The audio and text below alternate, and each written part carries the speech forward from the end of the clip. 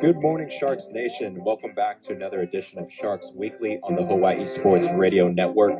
We're broadcasting live from the HPU Esports Arena, powered by DSE Hawaii. I'm your host, Vicente Molina, and today we have a special show dedicated to women in sports. Today, we are highlighting the importance of female representation in athletics, the challenges women face in sports, and how our HPU student athletes are paving the way for the next generation of girl athletes here on the Student Athlete Roundtable. Joining us in the studio are four outstanding HPU student athletes. From women's volleyball, we have Marley Sandoval and Sophia Cooper. Representing acrobatics and tumbling, we have Alondra Alicia. And from women's soccer, we have McKenna Rowley.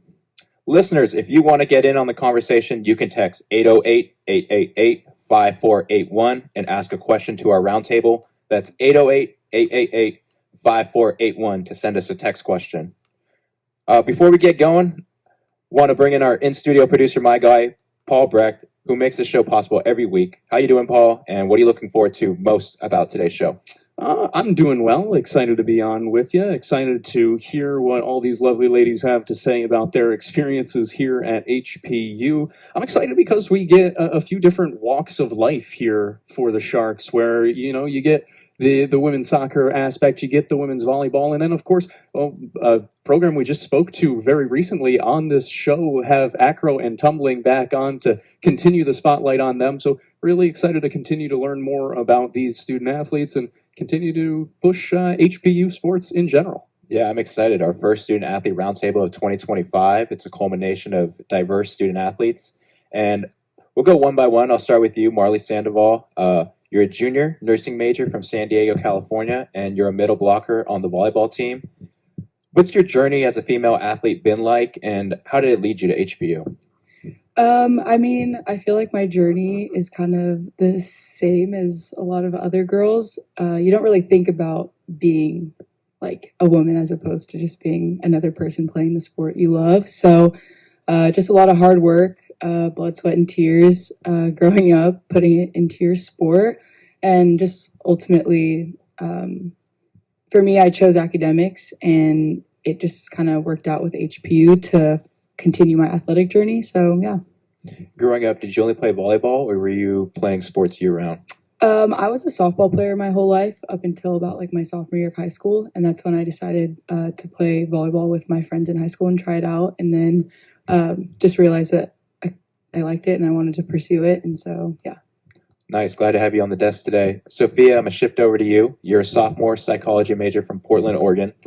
You're opposite right side hitter as well. What's your journey as a female athlete been like, and how did it lead you to HPU? I think just growing up, I've always had that like drive to be a student athlete, and definitely my siblings was that like role model for me.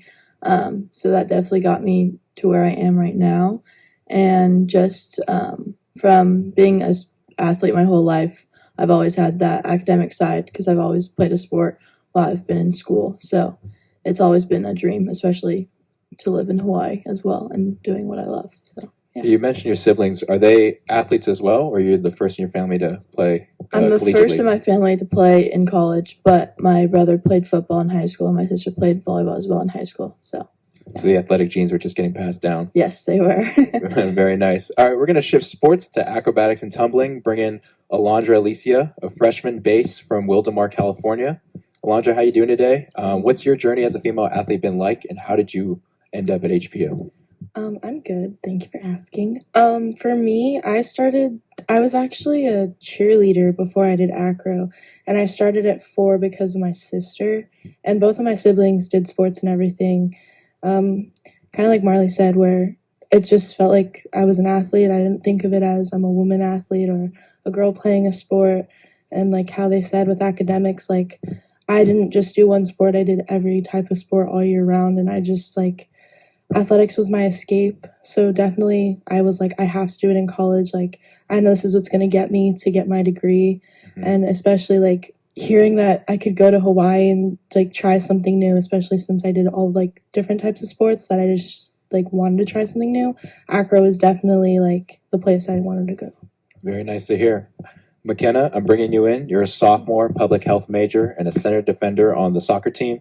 You're from Yorba Linda, California. How you doing today, and what's your athletic journey been like? I'm good, thank you. I think it's kind of same as Sophia. Like, I grew up playing sports my whole life since I was like 3 years old because both my parents played sports and my older brother. So I think like athletics just kind of grew up as an important part in our family. So I think I just really wanted to pursue that at a further level than my brother that he was. So I think that kind of pushed me to like try harder in high school, especially after playing like every single sport possible, kind of narrowing it down to soccer and getting to play here, which I love. Very nice. How's it been playing here at HBU? How's that kind of shaped your mentality and your actions and everything? It's super great. I feel like I wouldn't have this opportunity without soccer, especially moving to such an amazing area. I feel like soccer is what led me here. So without that, like I wouldn't have the opportunity to be here. And growing up, did you have like a female athlete role model that you looked up to? Yeah, probably Alex Morgan. I feel like when we were younger, she did so many things in the women's soccer community to get equal representation for the women's national team. So I feel like she was a really big role model for a lot of younger athletes. Very nice. And Alondra, who was your female athlete role model growing up, or still is? I guess I have two. Obviously, my sister, like I stated, she was the first one in my family to play in the college level. But she did cheerleading, and she was always like, she's 21 right now, and she's finishing her master's degree. Like, she was just always someone that like, she paved the way. Like, she's the daughter that like your parents always wished for, and I was like, okay, I have to like be like her. But also, Gabby Fuller, she was an athlete in college as well as club at the same time, and kind of showed girls that like you can do as much as you want to do, and you don't have to choose between academics, athletics, or club sports. Like, you can do it all. Marley, same question to you. There's a lot of athletes I look up to, specifically Kelly Perez. She is the UCLA softball coach, and I had like a clinic kind of deal when I was younger, where when I was catching at the time, I got to work one-on-one with her, and just like her perspective of kind of like what I mentioned earlier, like it's not about like proving your way as a woman in this sport. It's like you're just you're just doing what you got to do to make it to the top of your sport. And she's very calm and collected. Even when you watch her on the sidelines, I just love her, and I think that she was an amazing catcher, and just a great coach. So yeah, definitely Kelly Perez. And you, Sophia? Honestly, I don't really know because I didn't really like, I don't know, going into volleyball, I'm not like a person to like watch volleyball, I just play it. So I don't really know a lot of like famous volleyball players, but like if I had to say one growing up, probably Serena Williams, tennis player. She's just always been my idol, I guess. But super strong player. I just like the drive she had for like the sport she played and the strength she had, which was very fascinating to look at and grow up with. So yeah. Yeah, she really is a legend. I think for me, Alex Morgan's really cool. There was a softball player called Jackie Traina, like about 10 years back, and she was just an absolute demon in the circle, just blowing it by everyone. And then also my girlfriend, Jasmine Chandler, she was a middle blocker at University of Laverne, and I enjoyed going to all her volleyball games. And whenever she swatted someone, I just got hyped for her, and it was really fun. And I kind of miss those days, but those are my favorite women's athletes. Sophia, have you ever faced any challenges just because you are a woman at all, or is it just kind of normal day to day? I think it's just kind of normal. I mean, I did have a little bit of a hard time in high school with club volleyball, just with a male coach, but I think, yeah, I haven't had any hardships with that. That's just been super normal. Do you guys feel the same way? Is there anything that comes to mind? I think the biggest sort of challenge is just knowing that all the work that I'm putting into my sport, like, it kind of stops at college. I know that there's a couple of sports that have like professional leagues and things like that. But especially with softball growing up, when it had been taken out of the Olympics, which thankfully was brought back. But at the time, it was like everything that you are doing right now, like you're putting your whole like childhood social life on pause. We had rules like you can't jump on a trampoline, you can't roller skate, like things like that to keep yourself safe for your sport. Just knowing that like ultimately your end goal was college. And so I think that was the toughest thing, is like I wanted to put my whole heart and soul into just my sport and not have to think about anything else. But it's not like a livelihood, so I had to think about other things like a career. So I think that was probably the biggest challenge. I guess my hardship was definitely being compared to males a lot in my sport, because I was always like the taller girl, or I would always have to do lifts, I would always have to carry people, and I would always get told like, you have to do it like a male, you have to tumble like a male, you have to do this like a male. And I would always look at them and be like, why? Like, just because they are supposedly can do it better, that doesn't mean anything. Like, I'm gonna show you guys that I can do it better just because I'm a girl. And I think that was the hardest thing for me. Personally, I haven't faced any challenges, but I think seeing it, I think the women's national team is a really good example of it. They're probably the best team in the world, and all their records and awards like prove it. But they don't get the recognition that a lot of other men's teams get, especially even our own men's team, which hasn't done as well as their women's team. So it's kind of hard to see the like imbalance of like their equal pay, everything. So I think that's one of the biggest challenges in women's soccer, at least. All right. We'll stick around. We're just getting this conversation started. Today's episode of Sharks Weekly is brought to you by Hawaii Pacific University's Holomua Commitment. HPU puts a private college education in reach by guaranteeing admission and at least a $15,000 scholarship for local high school students with a 2.75 GPA or higher. Visit hpu.edu/affordable for details. Hawaii Pacific University, Hawaii's affordable private university. You're listening to Sharks Weekly on the Hawaii Sports Radio Network. Welcome back to Sharks Weekly. And if you didn't know, February is National Girls and Women in Sports Month. So we're diving deeper into the experiences of our incredible athletes today and what it's like to compete at the collegiate level as women and the unique dynamics of female sports teams. Alondra, I want to start with you. For acrobatics and tumbling, and your position is base, what's something people might not realize about competing in acrobatics and tumbling? A lot of people don't realize most of our background is from cheerleading and gymnastics, so not one athlete is the same. So like, I'm obviously a cheer background since 4 years old. I've been doing cheer, but then one of my teammates can be doing gymnastics since 4 years old. So it's a lot of working together and trying to teach each other our sports, basically, like the tumbling technique to the acro to the tosses to teaching a gymnast how to be a top and having them flip in the air and trust us bases to catch them. Especially the meets are very different. It's not like a cheer competition. It's not like a gymnastics meet. There's different heats, and there's team event. There's acro 1, acro 5, 6, 7. It's all different, which is like amazing to see how new the sport is too. Mm-hmm. You know, when baseball's in there at 5 a.m. lifting, we see you guys coming in around 6:30, putting the mats out. What's your team dynamic like? What are you guys looking forward to in this upcoming spring competitions? So actually, we come in at 5:45 every morning. My mistake. I know, because I have to wake up. You're good. I love our team dynamic. This is actually one of my favorite teams I've ever been on. Everyone's so happy at 5 a.m. It's actually stressful because I'm walking in just like, why is everyone talking and smiling?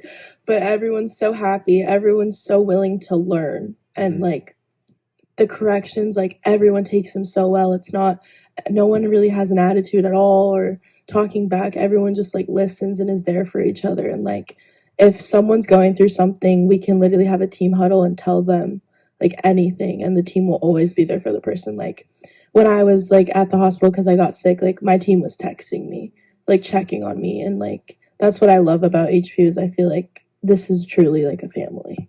That's an awesome culture to be a part of. Marley and Sophia, I'm going to jump to you guys. What's something people might not realize being a volleyball player? I mean, there isn't like some big secret volleyball players are holding, I don't think. But I think specifically to HPU, there's a lot to it when it comes to like, making sure our trainers and things are there. And when we don't have them, like kind of like the fear we have, like just because injury is so high, we're jumping all the time. We have a lot of girls on our team. So when we play with two nets, there's just, volleyballs rolling everywhere. Like just the, I guess, rate and risk of injury is pretty high. But yeah, not nothing too crazy. I mean, I would say the same. Nothing too crazy. But I think just what Marley said, high risk of like injury. We've had some injuries on our team, but we're always there for each other. We have backups for those.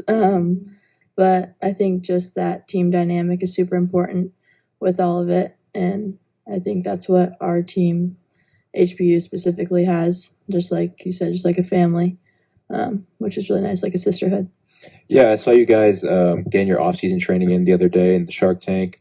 How do you guys like physically and mentally prepare for the season? What's your mentality like during the season? I think right when we step on the court in spring, it's like basically fall season. Like we start right then and there, and we have our handbook already written. We have all of these quote unquote like rules that we want to set for the fall, but they truly start like right in the spring. So once we get to the fall, it's just a habit, and we can just keep things rolling. And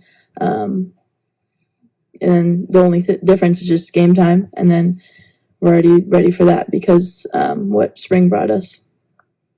Yeah, to kind of piggyback off of that, I think something that's very special and unique about HPU's athletic programs is that you have the opportunity to take it very seriously or you don't.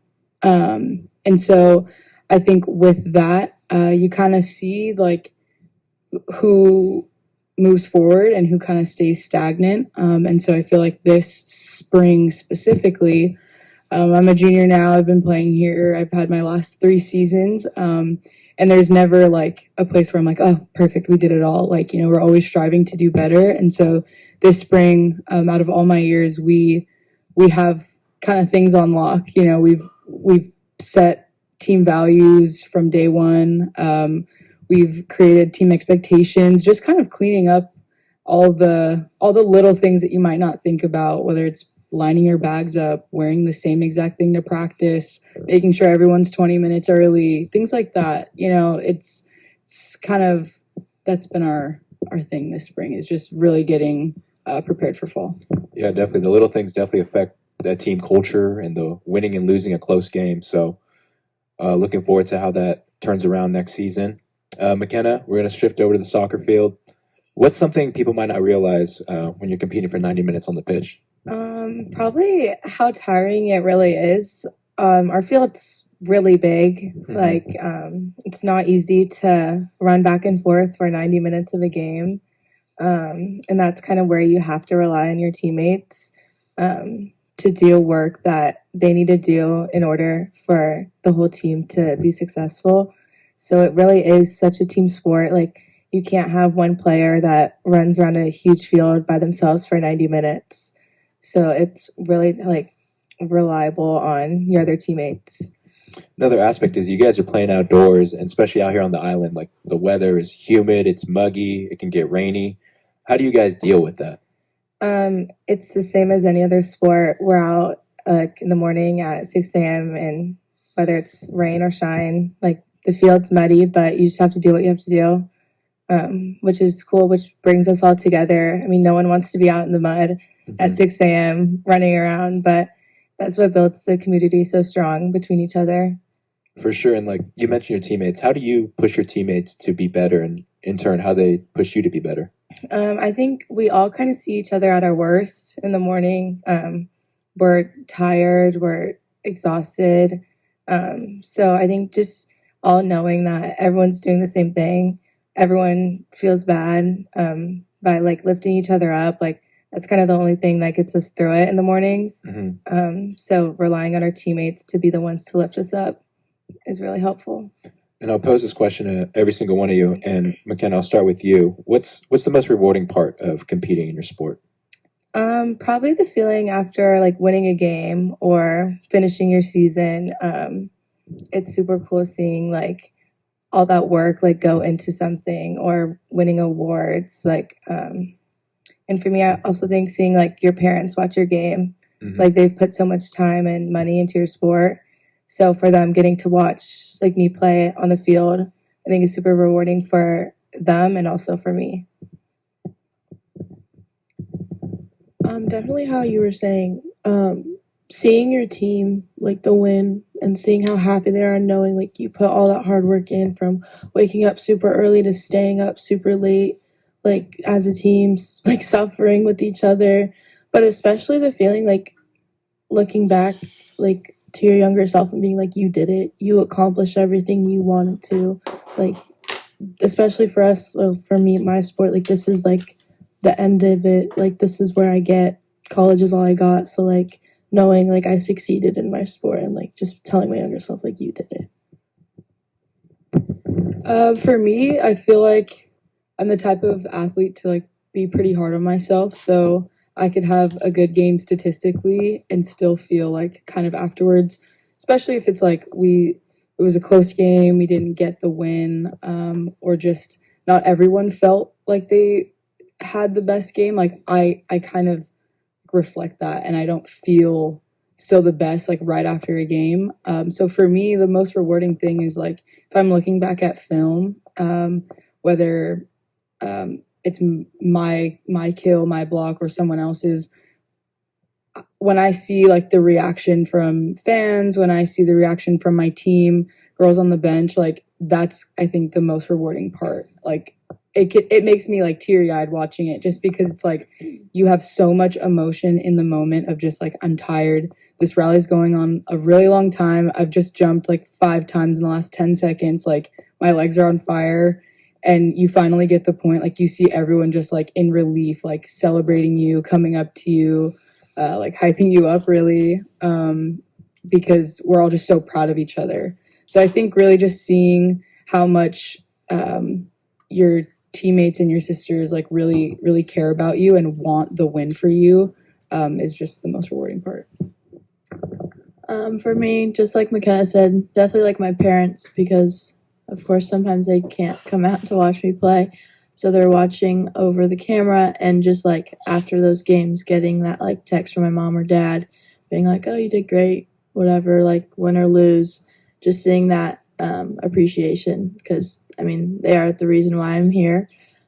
Super fortunate. And also like what Marley was saying, just that like congratulations of like our teammates, and after maybe like after a loss, just like going back to practice knowing we're going to work hard, and we all still had those smiles on our faces even if it was a tough game. But yeah, definitely my parents and my teammates definitely are the best reward after a win or lose game. Yeah, we as athletes, we can't do it by ourselves, and you know we got to rely on our teammates and our support system, and it truly makes a difference on how good we can really be.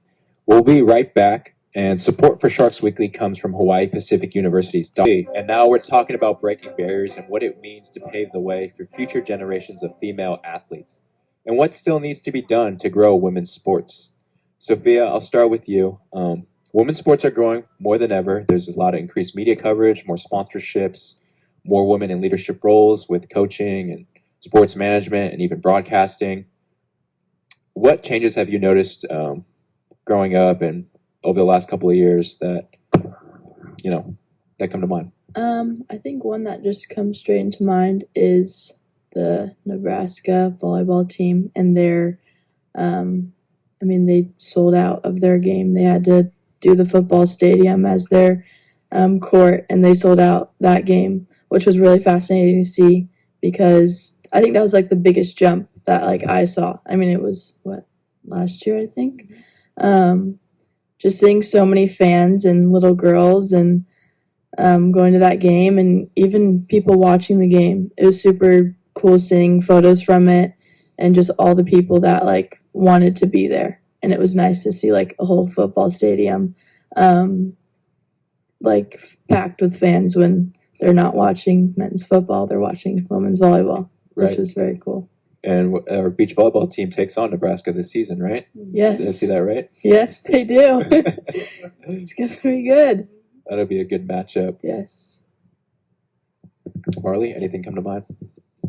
Yeah, I can't speak for all programs in the nation, but I think if we take it back to just how like familial HPU is, like we're close with our assistant coaches, our volunteers, their kids, you know, they're all of our aunties who come and support us, you know, like it's different here. And I think I came from a club back home that was a lot of like myself Polynesian girls, so I was kind of prepared for this. But being able to continue that where, you know, my volunteer coaches ask us to come help them with their club teams and, you know, be kind of like this guest coach for today's practice and stuff like that. And so I think just being able, you know, I'm not professional, but like going and helping out younger girls because they're just so excited to see someone at all who's like a little bit older than them doing what they do, you know. But overall, just I guess the conversation surrounding sports, you know, when it can be both good and bad, but growing up, you know, I never heard about like, you know, oh my gosh, like how does it feel to be a girl playing your sport? You know, like I said earlier. So it, like I said, can be both good and bad to have that conversation just so frequently. But, you know, just the fact that people can even talk about it is, you know, good press, I guess you could say about it, you know, just to keep everyone's minds rolling about like, you know, there's not that big of a difference, you know, just to be even, be fair, and that's it. Alondra? Kind of touching on the social media aspect, it's a very good thing when like women are like applauded, I guess, on social media and stuff. But one thing that makes me very frustrated is like, I love how big of a deal it is, but sometimes I'm like, when a man gets posted, it's like, oh, a man got posted, but for a woman, it's like, I don't know how to say this without sounding bad. Like, I don't understand why it has to be such a big deal when a woman gets something. I feel like it should be equalized. Mm-hmm. Like, I don't understand, like, when it's a woman football coach, everyone's like, oh my goodness, there's a woman football coach. How is this going to go? Is it going to go bad? Is it going to go good? I feel like it shouldn't be that at all. It shouldn't be controversial. It should be, this is a woman football coach. She's going to do what she does. She's been a football coach. This is how it's going to go. And I think for me, like, I love the recognition, but sometimes it's frustrating, like, the controversy on it in social media. McKenna? Yeah, on the positive side of social media, I think I've never really watched volleyball before, but with the like recent popularity of the Nebraska team, like I actually started paying attention to volleyball and following those players and their journeys, which is like something that I never would have thought about without social media. So I think that's really cool to see that more people are watching other sports just through girls posting their stories and other little girls realizing that, like, oh, if they can do it, I can do it as well. Mm-hmm. So I think that's really cool to see.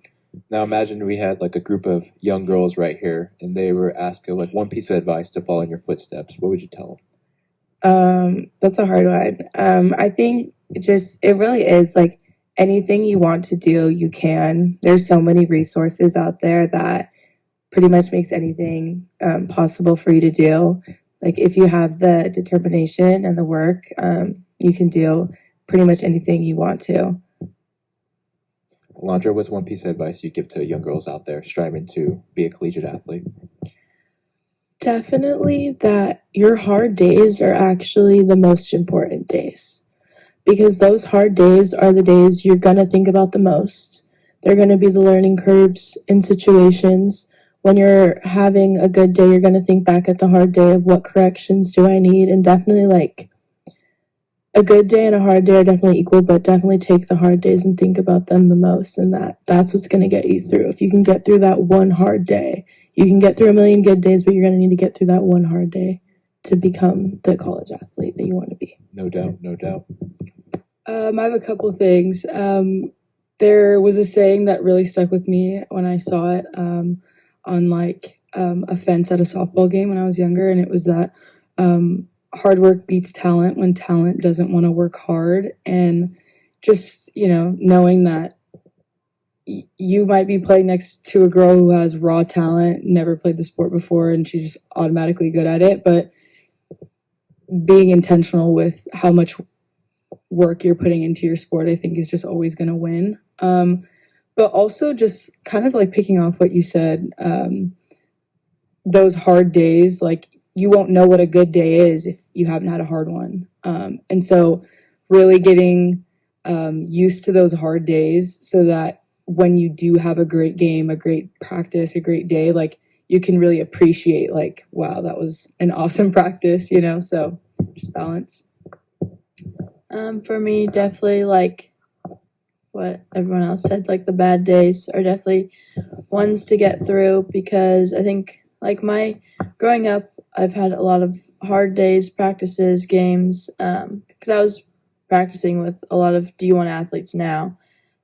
So I was always super hard on myself because they were a lot better than me, and I don't know. So I think I was just super down on myself a lot of practices, but I think just giving yourself a lot of recognition at the end of the day of all those hard days is really important.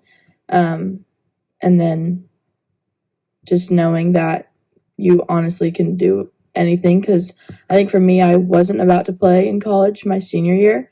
But once I got the opportunity at HPU, I think it like really put confidence in myself, and now I have like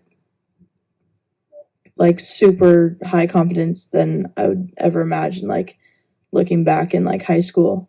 But yeah, just those hard days to get through, and it all pays off in the end. Yeah, what do you think, playing a collegiate sport, what does that do for your self-esteem, being a part of a community, being competitive, and, ultimately trying to be a better person day in and day out? I think, it's awesome just knowing that I get to tell someone that I do play a sport in college. It's a good conversation starter too. So they're always just like, what? Like, that's awesome. And then adding on top of it, playing in Hawaii. I think it's a super special place to do what I love. And yeah. Marley, what do you think about playing a college sport? I think it kind of all ties back into what we mentioned earlier, where like, for a lot of us, like this is it. This is the end. And so being able to like kind of finish the race, like and pass that finish line of like everything that I did and everything that I put on hold to play this sport growing up, like really did pay off. And like I got to where I wanted. And, ultimately when you get here, it's like the work is just now beginning. But like, it feels like for at least these first few chapters of my life, like it got to exactly where I wanted. So it's great. And like Sophia said, being in Hawaii, it's even better, there's something I think that changes the dynamic of your team, especially playing with local girls and learning about the culture and the history. It just makes everything you do here so much more rich, because you really appreciate the opportunity you have to be here and take up space here. So, yeah. Alondra, how's the experience? This is your first year in college. What have the growing pains been like, and what are you learning every day? Definitely for me, kind of the self-esteem thing.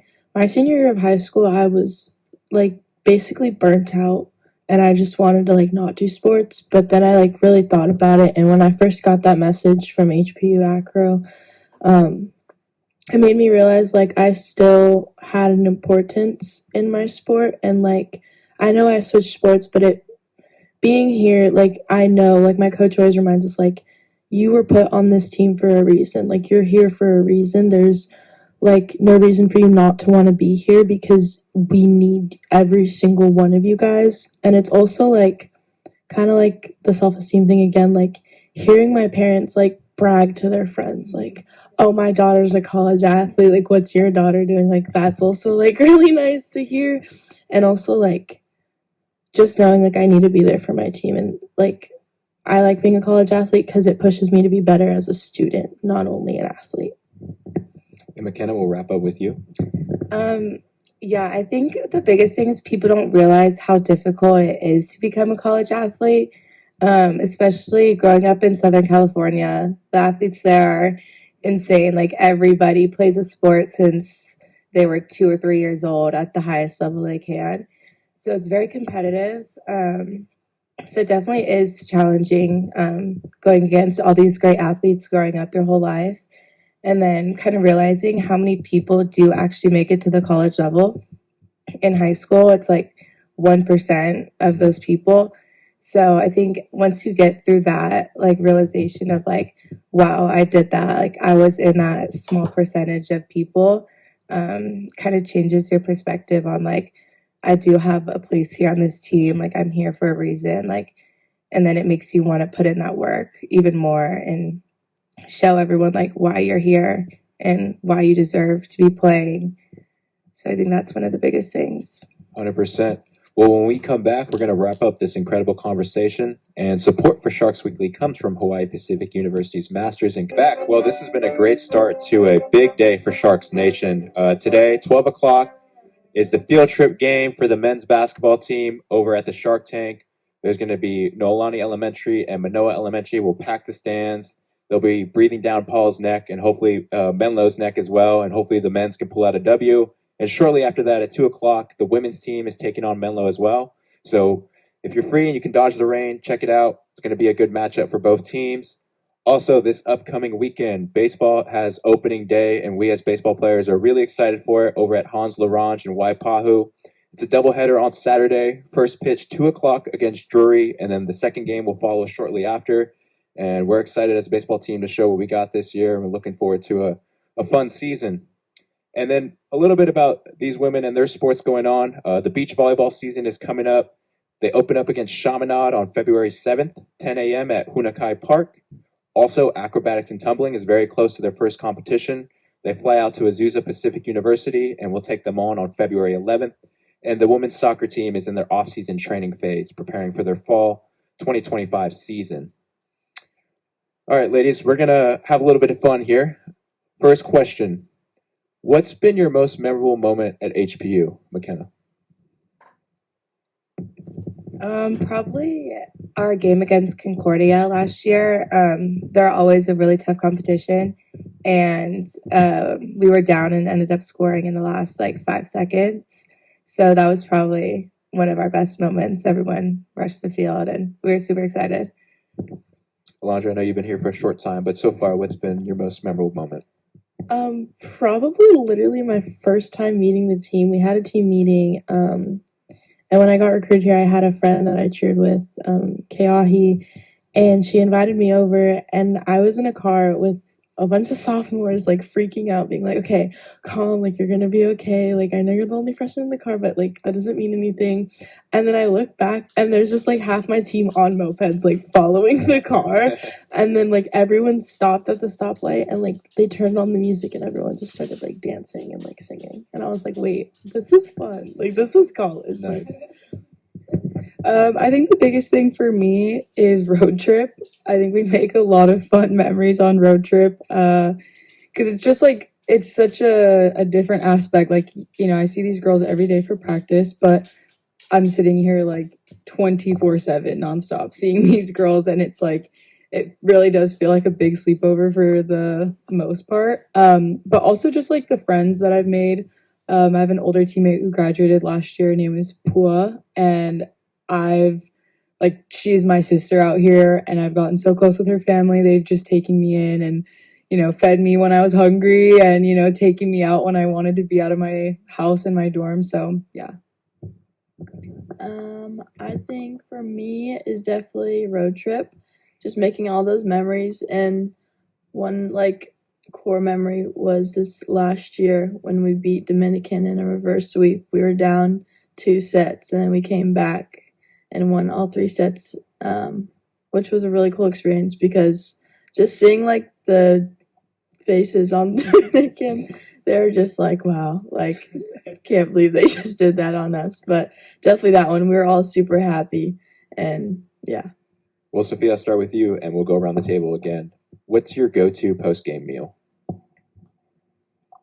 Oh, I would say on road trip, In-N-Out. Mhm. Definitely, we go there like a lot, especially because we don't have one here.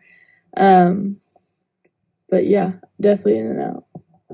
Yes, I'm a Southern California born and raised girl. In-N-Out is always going to be my post-game meal. But when we're here, definitely Liliha Bakery. Garlic fried rice, and we get a side of pancakes and we split them. Me and Sophia a lot of the You're time. making me hungry. That sounds good. Alondra, how about you? You said post game meals. Yeah, or anything. Like, what's your Well, go-to? my go-to, I actually work there. The whole baseball team came in one time and I freaked out. Oh, yeah? Where's this at? Betty's Burgers. Oh, okay. It's so good. I don't know Yeah. what it is. That double bacon deluxe and onion rings. I don't know what it is. After practice, I'll eat it for breakfast, lunch, and dinner. Wow. But go there and say hi. You know, I'll make you a milkshake. Mine would definitely be In-N-Out if I was home. But here, unfortunately, it would be Taco Bell. Just because our games end really late, so that's kind of the only thing open. So I don't think it's by choice, but Crunchwrap Supreme always hits after a game. Nice. And do you have any pregame superstitions? I won't wear my hair a certain way anymore. So I have to have a certain hairstyle for every game. So you change it up every game? No, I had a hairstyle and then I didn't play well one game, so now I switched up the hairstyle. Okay, makes sense. How about you, Alondra? This is gonna sound really weird. So this started because I won like the biggest championship and I did this. So I go to a CVS or a Walgreens, it has to be, or a Longs. And I get oh my gosh, I forgot the brand. It's chicken pot pie. Like a mini chicken pot pie, and I have to eat the entire thing before I compete. And if I don't eat the entire thing, like I eat half, I do good the first half, and then I have to eat the second half the second day. Like it's really bad. Like I have to eat the whole thing, or I will do bad. I don't know what it is. Interesting. I've never heard something like that before. Yeah, mine's kind of on the not so crazy half, but yeah, hairstyle vibes. Like I start the season off with a certain hairstyle. This last season I was wearing a bun, which is crazy because usually I have my hair out, and then if I don't do that great, I've got to switch it up because it's just not holding the vibes anymore. So definitely hair. Yeah, mine's definitely hair too. Or I need to have gum in my mouth before and like during the game, which you're not really supposed to do. But I do it anyways because I just always have to be chewing on something, especially during the game when I'm like anxious and stressed. It's just like a relief of all of that. So gum is definitely my go-to. Always have it. Well, as quick as you guys can, what's your pump-up song for a game? Ooh. Me and Marley, we drive to games together, and ours is definitely "You" by Don Toliver. We Okay. bump that, yeah. You as well as Rich Baby Daddy by Drizzy. Oh, All right, Alondra, and you? I don't know if this is the song title, but "Fat" by DaBaby. Okay. It's pretty McKenna? fire. I would say Rich Baby Daddy's a good one. That one always does it. Well, thank you guys for being here and dedicating your time, and to our listeners for tuning in. That's a wrap for this Women in Sports edition of Sharks Weekly. Huge thank you to our incredible guests, Marley Sandoval, Sophia Cooper, Alondra Alicia, and McKenna Rowley for sharing their stories today. In case you missed a part of this episode or want to hear old interviews with any of our programs, you can search Hawaii Sports Radio Network where most podcasts are available, or visit the HSRN YouTube and find the playlist titled Sharks Weekly for behind the scenes here at the HBU Esports Arena, powered by DSE Hawaii. Don't forget to tune in every Thursday morning at 9 a.m. for more info and insight into HBU